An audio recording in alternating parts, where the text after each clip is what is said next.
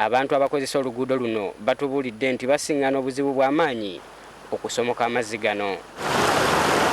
Kino kiddiridde olutindo olubadde luyitibwako okumenyeka ne lugwamu ekireetedde amazzi okwanjala mu kkubo lyonna.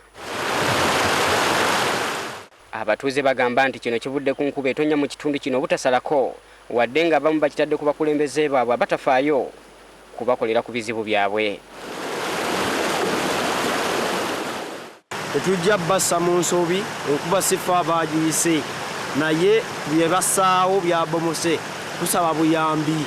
Abakulembeze beekolera byabwe, abakulembeze tebalina kye bakola bo olumala okutuuka mu bukulembeze nga beekolera byabwe. Bagayaavu. Bo abatakisi abakozesa oluguudo luno kati ebisale babyongezza nga bwe babadde batwalira omutwalo gumu bongeddemu ennusu kasanvu. Kati omuntu okutuuka ekikandwa kimwetaagisa okwetoloola kilomita 5 ng'abeera alina okuyita Mubende nadda e Kasanda. Agamu ku makubo abantu gye basaliikiriza naye amazzi mayitirivu.